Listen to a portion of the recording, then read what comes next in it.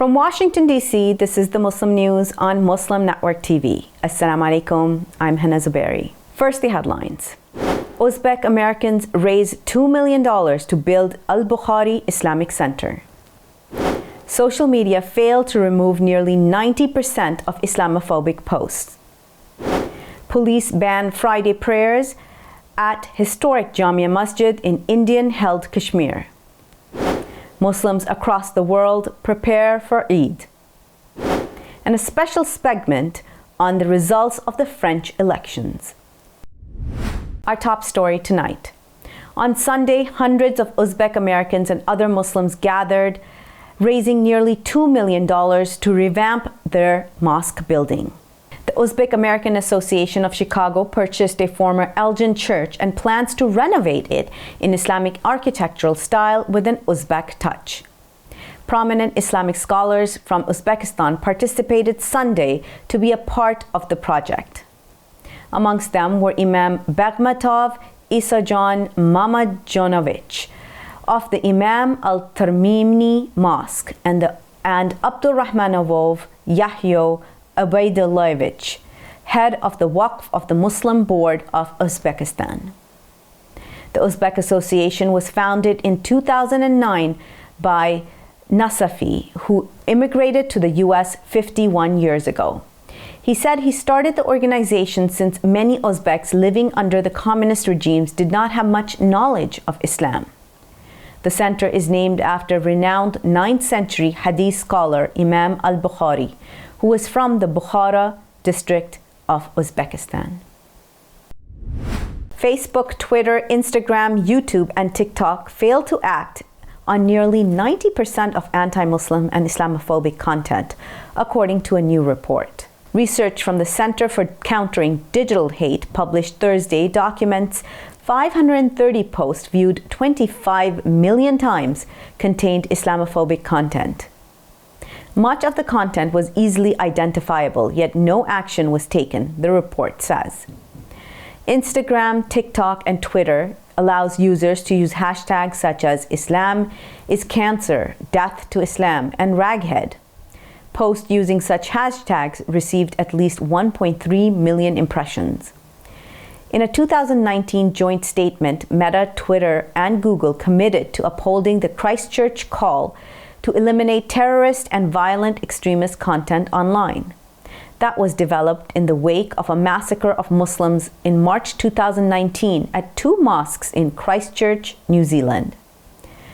The terrorist attack by the Australian white supremacist was live-streamed on Facebook. The Parents Television and Media Council says DirecTV and HBO distribute content showing child characters engaged in explicit sexual activity with adults. Their programming includes depictions of children being raped by adults, the council said. At&T holds majority shares of DirecTV and HBO. Corporate executives have defended the content as the art of TV. The writer Tim Winter, president of Parents Television and Media Council, said that the group has been trying to get At&T to stop sexually exploitative programming on its properties. But At&T executives have ignored or dismissed the council's concerns, he said. The council is now trying to buy shares of At&T to present a resolution to stop such material from being broadcast. In October 2020, Maha Ayesh joined the Bartlett Police Department in suburban Chicago, where she now works as a patrol officer. She's the first hijab-wearing Muslim woman police officer in Illinois. Ayesh attended Islamic Foundation School in the suburb of Villa Park, graduating from Willowbrook High School, then went to Elmhurst College. She earned a master's degree in forensic psychology from Adler University. Ayesh said that her background was an asset on the job. She was a translator for Iraqi refugees and then a juvenile justice liaison for the Kane County Sheriff's Department. The 31-year-old Palestinian American said she regularly recites a verse in the Quran that captures the spirit of understanding. Uplift my heart for me and make my task easy. Remove the impediment from my tongue so people may understand my speech. New York City Police Department's Muslim Officers Society hosted its annual Interfaith Ramadan Iftar dinner and award ceremony Wednesday at One Police Plaza. The group is the first fraternal organization representing Muslim American law officers. According to the NYPD, there are about 1,000 Muslim members of the force. A letter Minnesota Imam Muhammad Omar received last September cemented his conviction that forgiveness is the only path forward. The letter was from Michael McWhorter, one of the 3 people who bombed the Dar al-Farouk Islamic Center in Bloomington, Illinois on August 5, 2017. McWhorter lit and threw the bomb through the center's window. The 33-year-old wrote to Omar, the mosque's executive director, from jail. McWhorter detailed his remorse in the 7-page letter and explained how he was influenced to carry out the attack on Omar's mosque. Omar believed the apology was sincere and forgave McWhorter and his co-defendant Joe Morris, asking the judge for clemency at their April 12th sentencing. The 2 men who pleaded guilty to various federal felonies now are serving prison sentences of 16 and 14 years. Police in Indian-held Kashmir banned Friday prayers. Details after the break. Stay tuned and we'll be right back after these messages.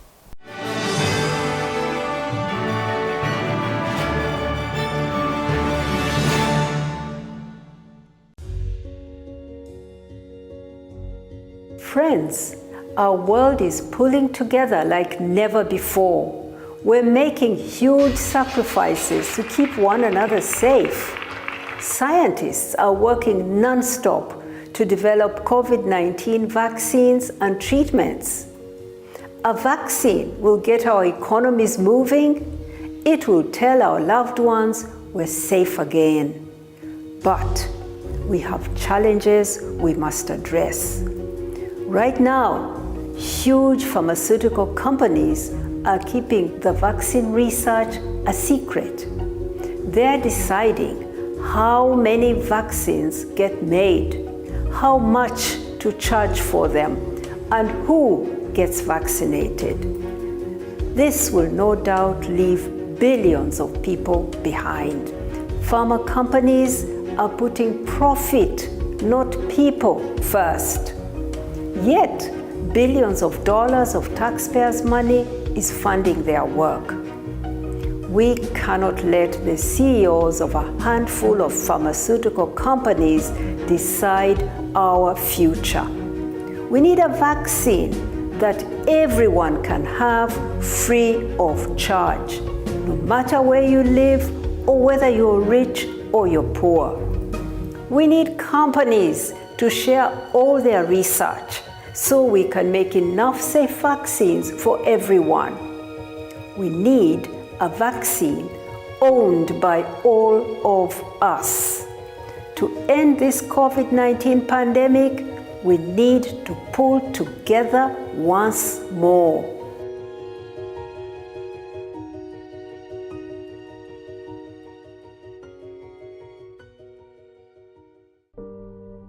Assalamu alaikum. This is Imam Abdul Malik Mujahid, walking up and down the world's largest refugee camps.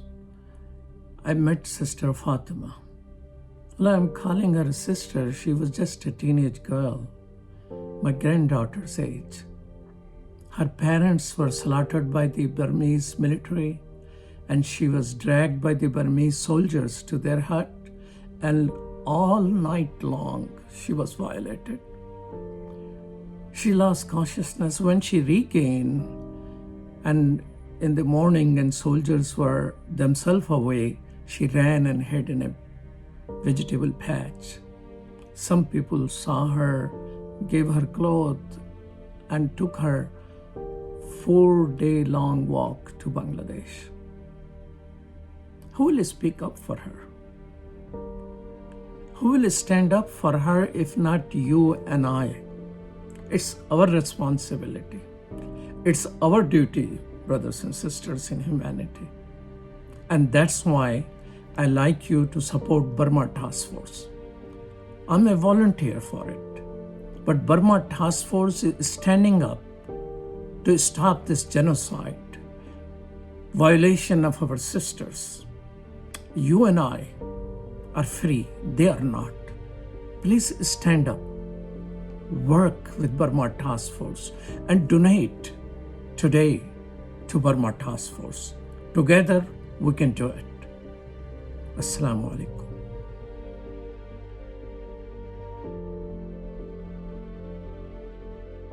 Billboards are popping up all over the country with an... Our neighbors don't realize that Muslims are absolutely opposed to ISIS. Salam. My name is Abdul Malik Mujahid. I'm an Imam in Chicago. 16 shots! No me! No justice! No me! So how do we bring up the energy which can really have an impact on the world? You need to build bridges of understanding among people, and we need to have America moving forward.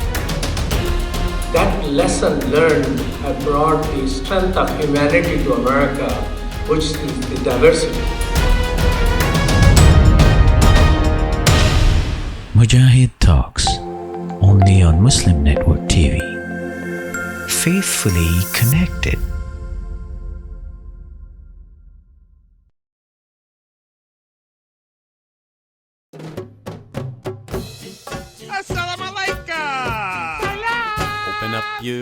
Assalamu alaikum everyone, it's your brother Zain Bika from South Africa.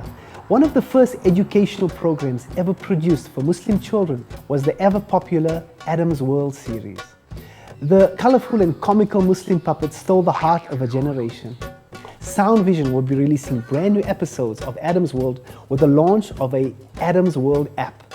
Subscribers will enjoy new Adam's World episodes as they are released, as well as all the classic episodes of Adam's World. So visit adamsworldapp.com now to learn more, subscribe and enjoy new adventures of Adam and his friends. And let's keep helping tomorrow's Muslims today. Assalamu alaikum. Adam's World. Believe me, there's a lot to see. Bismillah. Let's explore.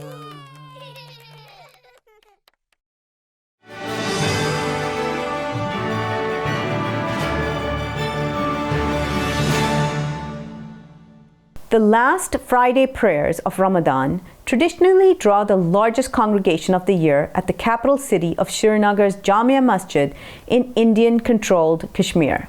Typically, more than 100,000 worshippers attend services at the Grand Mosque. But the Indian Express reports that government decided not to allow the last Friday prayers at the historic mosque. Police officials announced the decision late Wednesday evening. They said that the crowd can easily spiral into a freedom protest. Jamia Masjid's Imam, Mirwais Umar Farooq, has been under house arrest and has not been allowed to give a sermon at the mosque since August of 2019. Mosque leaders have condemned the decision to ban prayers. On Thursday, the Ethiopian Islamic Affairs Supreme Council urged the government to probe recent attacks against Muslims in the northern city of Gondar. Haji Mufti Umar Idris, council president, called for an immediate investigation into the deadly attacks. According to reports, a scuffle for the right-of-way at a cemetery turned ugly earlier this week. At least 40 Muslims were killed in the attack. A mosque was torched and several Muslim-run businesses were destroyed, eyewitnesses told Anadolu agency. Idris called on Muslims and Christians to come together to expose the perpetrators. Ethiopia is a multi-religious nation of 110 million people. Muslims constitute an estimated 35% of the population. South African architect Sumaya Vali will join the curatorial team of the first Islamic Arts Biennale, set to take place December 2023 in Jeddah, Saudi Arabia. The exhibition aims to celebrate Islamic art and culture while exploring spirituality in the aesthetic realm. It is being organized by the Diriyah Biennale Foundation. Vali is the founder of the architectural studio Counterspace. She designed the 2021 Serpentine Pavilion in London and was recently named one of the Time magazine's 100 Leaders of the Future. She will curate the event with architect Omnia Abdulbari, archaeologist Saad Al-Rashid, and director emeritus of the Smithsonian National Museum of Asian Art, Julian Rabbi. Monday marks the end of the month of Ramadan, and Muslims across the world are preparing to celebrate Eid al-Fitr. Highways in the outskirts of the Indonesian capital Jakarta are jammed with vehicles leaving the city. There, Muslims are heading to their hometowns to celebrate Eid with their families. The nation with the largest Muslim majority is witnessing a mass exodus ahead of the Islamic holiday, with the government lifting travel restrictions. Indonesia's transport ministry estimates 85 million people will be traveling home for Eid this year, and 14 million people will be leaving Greater Jakarta for rural areas. In Palestine, people brought smoked herring fish, the traditional flavor of the feast in the blockaded Gaza Strip. Herring fish is used as a main dish on the first day of Eid al-Fitr by the majority of Gazans. This is an Eid market in Kabul. Afghans flock to the capital Kabul's markets ahead of Eid despite economic hardship. And streets and squares of Lebanon's Zidane city are illuminated and decorated for Eid al-Fitr. Meanwhile, Syrian women give free haircuts to children in displacement camps in the rebel-held Idlib province ahead of Eid. Coming up next after the break is our in-depth analysis segment, so stay tuned and we'll be right back after these messages.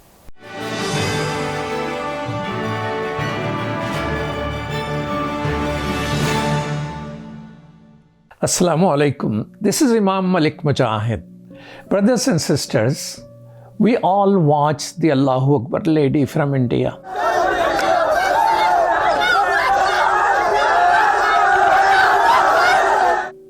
She's amazing, isn't she? She's neither compromising her hijab nor her education. She's standing tall. We must stand with her. May Allah subhanahu wa ta'ala protect her. But it is not just hijab, brothers and sisters. Indian Muslims are facing genocide. Genocide that we face in India is not a new phenomenon. India has had several genocides. They are attacked every day. Even the Indian government admits there has been more than 1,800 organized attacks on Muslims, but they call it riot. 660 people are hanged to death in India, lynched in broad daylight, sometimes just because they were accused of eating beef. Yes, accusation of eating beef can kill a human being in India. We cannot remain silent, can we? Alhamdulillah, OIC has spoken, that is good, but why in the world United Nations is silent? The UN has a responsibility to protect. It has a duty to prevent genocide. Sisters and brothers, we must stand with Indian Muslims and other minorities. We are free, they are not. We are not attacked, they are under attack day and night. Let's do our job. I have signed this UN petition. I ask you to sign it now. Thank you so much.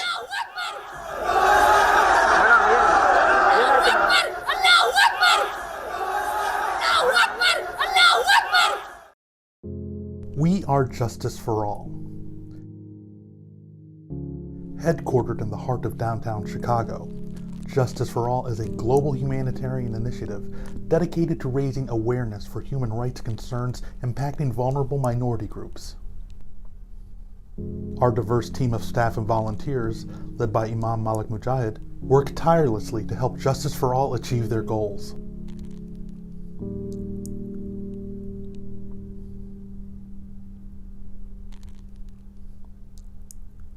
We promote policies that protect religious freedom, address the root causes of mass displacement, and recognize the plight of refugees and forced migrants. Together, we can continue to stand up for justice. Justice for all.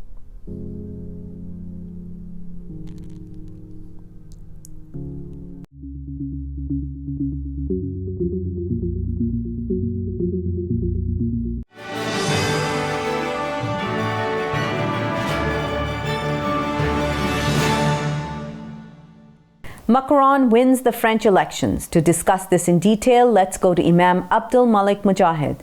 Over to you, Imam Mujahid. Thank you, Hena. French elections have taken place and Macron has won election with less votes. An extreme right wing, which was their primary opposition, have increased their vote count. Macron seems to look a moderate person comparing with the right-wing extremist he was fighting with. But what will be the future like? His administration banned 92 mosques according to one count.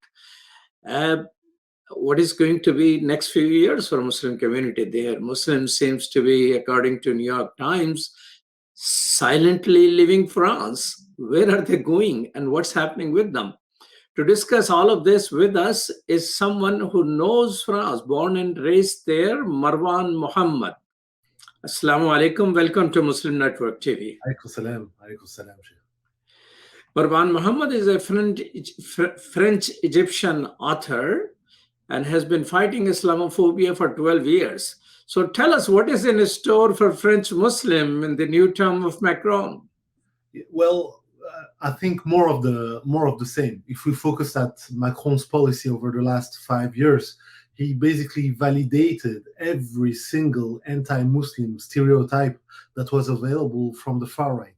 And internationally, commentators and observers are so focused on comparing Macron with the likes of Donald Trump that in comparison, Macron seems reasonable. But it's not so much about what the far right says as it is about what the government does. And what the government has been doing is closing down mosques, stigmatizing Muslim women wearing a headscarf, validating their exclusion, and then promoting an idea of French secularism that is weaponized against Muslims.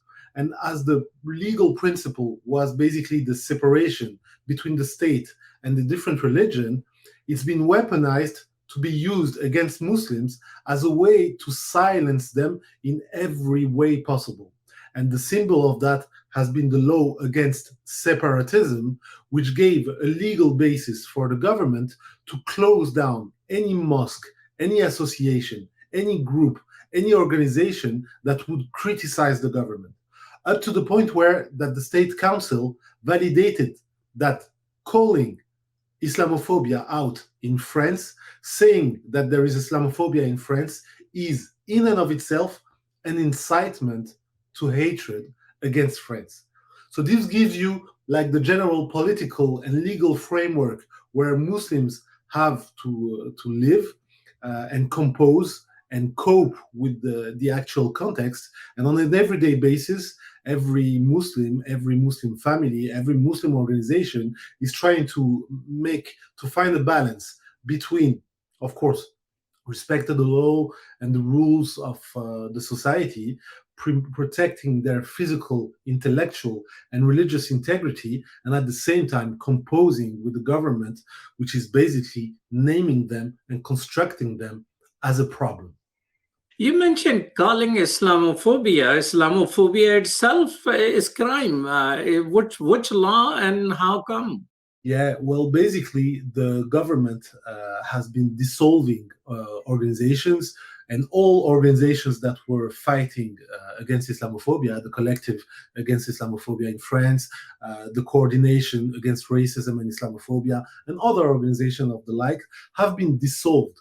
And when it came to the legal jurisdiction and to the audience for them to rule on whether this dissolution was legal or illegal, basically the government used the mechanism whereby saying that there is Islamophobia in France is basically making France a target for hate speech and also for terrorist attack. So in and of itself, raising awareness on what is going on in France in terms of discrimination constitutes, in the eye of the government, an incitement to violence and hatred against France. So this tells you how twisted this mentality is. If I transpose to the US, if people were calling and raising attention around police violence and structural forms of racism, basically they would claim that terrorism and Al-Qaeda and any group from Daesh targeting or criticizing the US is because of Black Lives Matters, is because of the civic liberty movement, is because of human rights NGOs. So this reversal of who's responsible for structural racism and who has to experience it is really specific to France. It's the only country where at the same time we will target minorities and then we will claim on the international scene that this is for their own good. So freedom of speech is reserved only for non-Muslims? Well, it depends. Basically, any criticism of free speech in France will be met with the same slogan. We are the torchbearer of freedom of expression. And so as long as it targets suburbs, migrants, refugees, Black people, Arab people, Muslims, then it's fine. You have to take it. You have to develop a thicker skin. That's what they would say in the media. But as soon as a media starts criticizing the government, or as soon as they start criticizing police violence, then they are stigmatized by the government. I'll just take an example. Recently, there was a left-wing media in Nantes, which is in the west of France, and they produced a series of reports specifically on police violence during the riots or during demonstrations in the streets. And as soon as they saw this, the Minister of Interior called for them to be dissolved. So the simple fact that you criticize the police, or that you criticize the government, or that you speak basically truth to power, constitute, in their eye, an incitement to hatred. And as I said, it's not specific to Muslims, but it's specific to those in a position of minority criticizing those in a position of power. So it's no problem for news channels and now that are private, and the likes of Fox News that are now leading the campaigns in France. It's okay for them to stigmatize minority and condone racist speech all day long. But as soon as one of these minorities start responding and giving an argument or criticizing the stance of people in power, then it becomes an incitement to hatred in their eyes. So these are stance specific to France. Are there some intellectuals who are raising a voice that it is a danger to democracy in France? If you cannot criticize your government, if you cannot expect equal treatment, if you cannot expect free speech, freedom of worship, then what is democracy? Are there some people who are raising this concern? Of course. So they are raising these concerns both nationally and internationally. When they do it internationally, whether it be Human Rights Watch, whether it be Amnesty International, whether it be academics, the likes of John Esposito, Alain Gabon, and many international intellectuals who have signed an open letter to President Macron raising concerns about what is going on in France, their opinion, even if it is an expert opinion, it will be dismissed as uninformed and unable to understand and grasp the innate complexity of the French universalist model, which is a way to basically dismiss any international criticism. So if you are from abroad and you criticize France, it's because you have no clue, even if you are an expert on France or on fundamental freedoms and freedom of expression and belief. And if you criticize from within France, if you are a Muslim, you are an Islamist and an enemy of the Republic. If you are a non-Muslim, you are an accomplice to Islamism. And they even coined the term for this. It's called Islamo-leftism. So any human rights lawyer, any academic, any journalist trying to counter this narrative, he will be demonized in his own professional position, and he will be labeled as an Islamo-leftist. And so to give you a very concrete example of this, in the last presidential election, there was a left-wing candidate which had a program that can be criticized like any political program. But his specificity was that he didn't take Muslims as a scapegoat. And just because of this, he's been labeled an Islamo-leftist. For having taken part in a demonstration against Islamophobia in 2019, he has been accused of supporting Islamists and terrorist groups. So this gives you the extent to which even taking a stance based on fundamental values, based on fundamental freedoms, based on the very ethos that is supposed to be the founding base of France, it is sufficient for this to make you a target for hate speech and the far right's criticism and even the scrutiny of the government. Recently, French Supreme Court made a decision that a mosque which was being shut down should not be shut down. Do you think judiciary is powerful enough to check the power of the so-called democratic French Republic? Yes, I think there is a limit to this. In the case of the mosque you mentioned, it's a mosque in Pessac, and I know it very well because I've been following this case since the beginning. I cannot find the word to say how courageous, dignified, admirable the brothers and sisters there were, and in pursuing this legal action with a lot of determination and a lot of support, and traveling all night to be present at the audience to make sure that the judges and the court rules according to the law and not according to political pressures. So this gives you an example of the impact that a legal decision can have when people are mobilized and understand that there is something going on in the court, but there is something also going on outside of the court. And if you want to make sure that the rule of law is upheld, then you need to make sure that both things actually happen. But it's just one decision, and it's not enough, because there is a limit to the legal approach, because all the NGOs that have been dissolved, all the mosques that have been closed down, all the Muslim businesses that have been closed down on false and prejudices, on false pretenses, all of these have been closed down based on the law and based on the misuse of the law to weaponize it against Muslim citizens. For instance, they will use security regulations and use it outside of their context to say, hey, there is a fire extinguisher missing near the elevator of the mosque. We will close the whole operation based on this because you are an enemy of the Republic. So the legal approach and the administrative approach can be fruitful in some examples, but it's not enough if it's not followed by a civic approach, by a political approach, by a social approach, basically deconstructing altogether the Islamophobic framework, which makes it possible to construct Muslims as a problem. So New York Times recently has a report, and that report says that French Muslims are silently leaving France. Is that true, and where are they going? Yes, it is true. It has been going on for 10, 12 years now, with different stages in the extent of the phenomenon. But on a yearly basis, you can count that tens of thousands of Muslims are leaving France for many different reasons. Some of them go back to their country of origin. Some of them find business opportunity in London or in Dubai or in New York.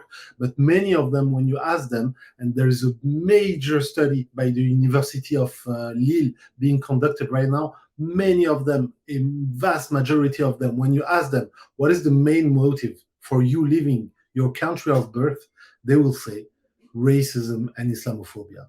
We couldn't take it anymore. We do not have to take it anymore. And if we have an opportunity, professional or otherwise, to try something else, to move somewhere else, we do not idealize. We know the flaws and the limits of living in Egypt, in Morocco, in the UK, or in the US, or in Dubai. We know all of this, but we cannot take it anymore, and we do not see ourselves raising our children in a place where they feel they don't belong anymore. And we make them feel that they don't belong because they have to justify themselves based on what is their first name, what do they pray to, who do they pray to? Don't you think that's the goal of Islamophobe, to push Muslims out? Because the imagination surveys say, people in Europe normally consider Muslim far higher number than what they actually are, and they're fearful of Muslims, quote unquote, taking over. So the idea is to repel Muslim out, and that these policies are achieving that goal. Do you think that is a thoughtful policy, or it sounds like a conspiracy theory? Yeah, of course it's a conspiracy theory. Basically, their ideology, the great replacement, is that Muslims are taken over. If they do participate in the society in a visible manner, they would be accused of conquering and provoking the normal French people. And if they are very discreet in their practices, in their visibility, they will be called infiltrators, trying to get into the system without being noticed, to assume power and to gain more power in the French society. So, of course, this is paranoid, this is plain racist conspiracy theory against Muslims, but it has an effect. Because if you ask in any poll, do people believe to some extent in the Great Replacement theory, you will see that depending on the way you word it, many people do believe in it. And they overestimate the presence of Muslims, of course, because they are obsessed with the number of Muslims, the visibility of Muslims. And this creates effects in the fact that Muslims also watch TV. So Muslims are not immune to these ideologies and these theories. So if people tell them, you don't belong here, over some time, TV, day after day, month after month, they start taking this in and they say, hey, maybe that's not our country. Maybe we don't belong here. Maybe we ought to see something else. And then they do so. Well, thank you so much, Marwan Muhammad, for your time. And despite all of that, Eid Mubarak to you. Allah barak fikum. Pass salam to everyone watching this show. And thank you again for having me. Peace be with you. Back to you, Hena. That's all from our Washington studios tonight. We'll be airing Best of Muslim News on Monday and Tuesday to celebrate the holiday. Muslim Network News, however, will be on air 24/7, broadcasting Islamic songs, nasheeds, and other programming. We're on our website, muslimnetwork.tv. And we're also in your pocket. Just download our app on your phone. Or watch us on Satellite Galaxy 19, Apple TV, Amazon Fire TV, Roku, or Samsung Tazeen. And if you're on YouTube, please subscribe to our channel, Muslim Network TV. Assalamu alaikum, good night, and Eid Mubarak from our studios in Washington, D.C.